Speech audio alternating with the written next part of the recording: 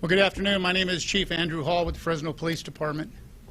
Today's news conference will be the subject of an arrest of a homicide investigation that occurred on November 20th. On Friday, November 20th, at about a little after, right before noon, 12 noon, Fresno police officers were dispatched to the area of Olive and Ferris regarding the location of a shooting victim. When they arrived, they identified the victim as Jose Rivera. He was suffering from gunshot wounds to his upper torso area. Arriving officers provided immediate first aid, and Mr. Rivera was transported to Community Regional Medical Center, where he succumbed to his injuries during emergency surgery.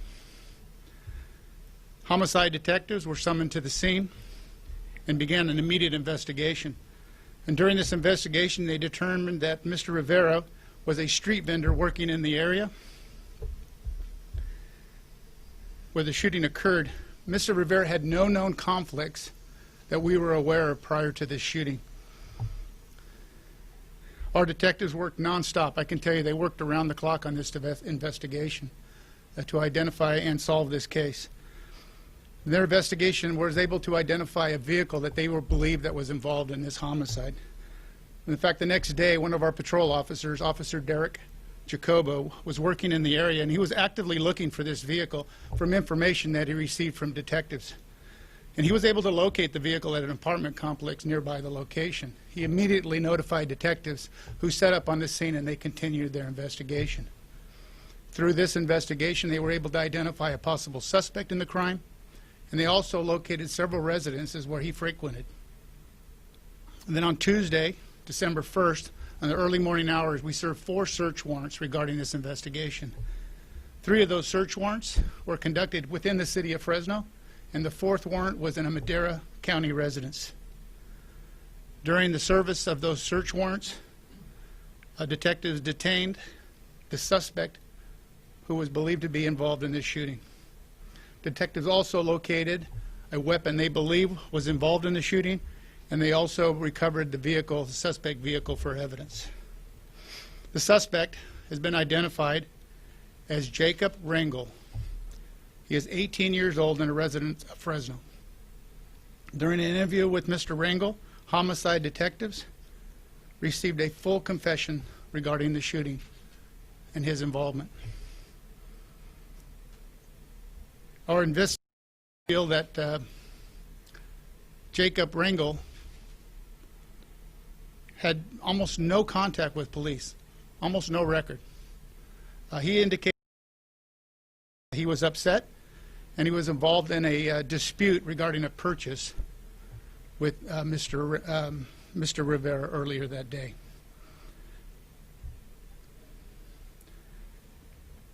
You know, Jose was booked for murder, 18-year-old boy. And Jose Rivera, who was a father and a grandfather, he was a good man. He was loved by his community. And this senseless loss of life should have never happened. And on behalf of the Fresno Police Department and our entire community, I would like to offer my sincere condolences to the family. And I can only hope that this brings them some peace, that we have closure in this investigation, but we have a lot of work to do still. And I would like to thank our investigators for all the hard work they did in solving this case as quickly as they did. I'll take any questions now.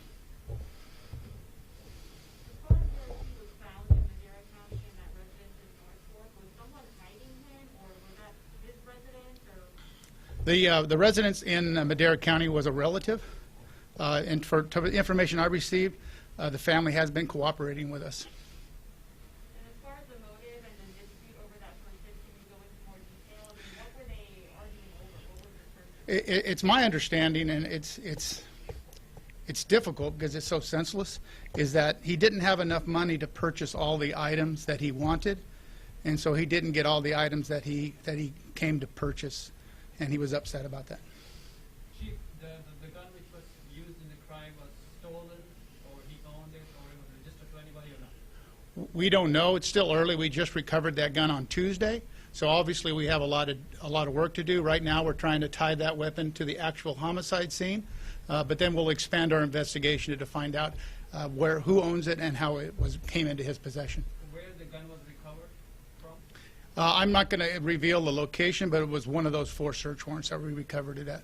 So you're saying it wasn't in his possession at that time and you guys recovered it? It was not. It was hidden at one of these residences. And like you said, Chief, he has no criminal background, anything, no gang affiliation, nothing? He has no known gang activity. His contact with police are minimal. He has a few arrests, but they're very minor in nature. Do you know that was the first time that he buy food from Mr. Rivera, or he was a client? He had purchased maybe a few minutes, maybe like between 30 minutes to an hour before the actual shooting occurred. He had purchased some food items from Mr. Rivera. Unfortunately, he didn't have enough money to purchase what he asked for, and he only got a partial purchase, and that's what made him upset. Chief, you said he didn't have any kind of, you don't have any record for his criminal background, but just looking at this picture, it looks like he has no regrets or no remorse doing all this.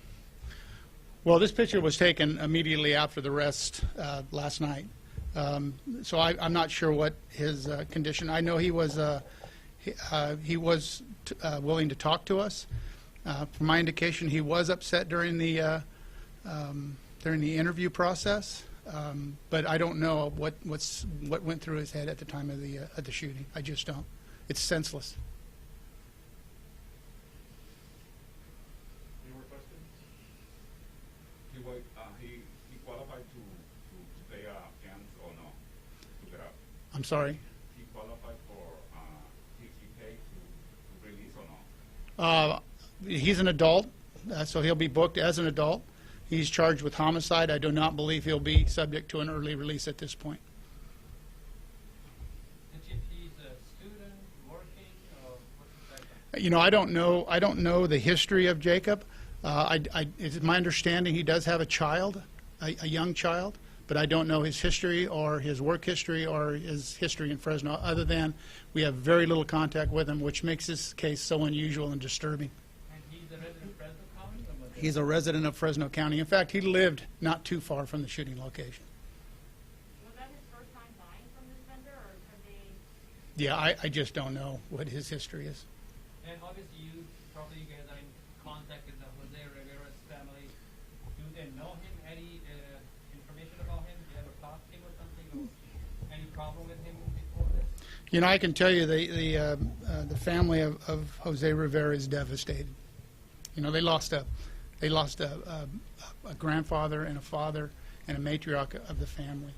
I know they've been very cooperative in working with us, and we have been trying to keep them updated and informed on the investigation. And that was the reason for the delay in the press conference, is because we wanted to ensure that we had contact with the family and let them know before it was made public. The suspect Rangel, was taken into custody last night, but we waited until today for the press conference so that we could make sure that we provided support for the family. In fact, as we speak right now, the resiliency program through our chaplaincy is reaching out to the family to provide some support. Was there anybody else in the court, in the car with Jacob at the time? To my understanding, he was alone in the vehicle at the time of the shooting. Last question. Do you have any message for other street vendors out there in the city of Fresno that, this is their livelihood, this is their living?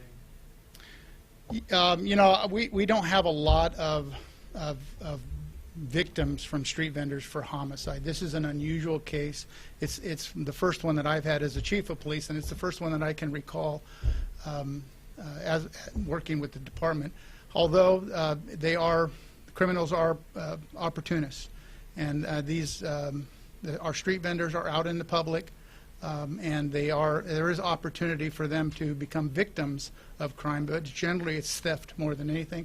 This is an unusual case, and it's very disturbing. I had a talk with some of our detectives and our staff in the homicide unit, and they were disturbed by this because of its unusual characteristics. Mr. Rivera had no known conflicts, no problems with the neighborhood. He was loved by the community. And so this is truly a tragedy for the family. And have to go into the holiday season is going to be difficult, and they're in my prayers. Chief, would you like to comment on this? Because obviously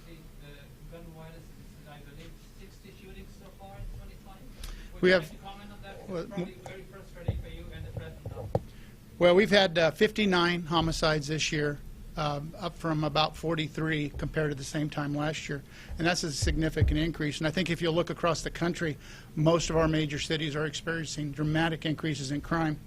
And we're not quite sure why, whether it's related to the COVID issue, early releases, or the movement against policing right now. But I know it's a difficult time for most cities, and we're all struggling with it. You know, I've committed my life to public safety and serving this community. And to see something like this at the end of my career is heartbreaking. It's absolutely heartbreaking for me. And I know that our detectives carry this burden with them as well. So it's a difficult time for law enforcement, but we'll get through it as a community and as a family, and we'll be better on the backside of this, I believe. Okay, thank you very much.